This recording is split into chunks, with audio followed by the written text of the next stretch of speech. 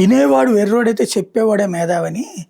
ఇప్పుడు నరేంద్ర మోడీ మీద కోపం. మోడీ ఇన్నాళ్ళు పరిపాలన నెహ్రూ రికార్డుని అధిగమించాడంటే కడుపు రగిలిపోతూ ఉంటుంది. దానికోసం నెహ్రూ జైల్లో 3259 రోజులు ఉన్నాడు, దాన్ని కూడా బ్రేక్ చేస్తారా అని ప్రశ్నించారు.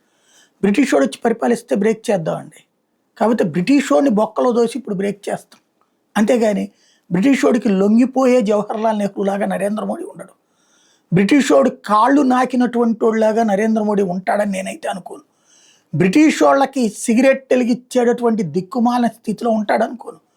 బ్రిటిష్ వాళ్ళ కోసమనినే కదా అతను ప్రధానమంత్రి. బ్రిటిష్ రాజరిక పాలన మీద ప్రమాణం చేసి మొట్టమొదటి ప్రధానమైనోడు, బ్రిటిష్ వాళ్ళ తరపున ప్రధానమైనోడు ఆయన. ఇంకోటి, జైలు అనేది ఒక పెద్ద ట్రాష్.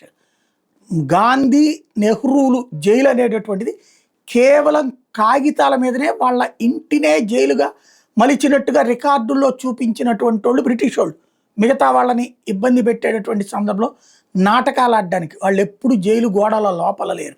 ఈ నాటకాలు మానేస్తే బెటర్.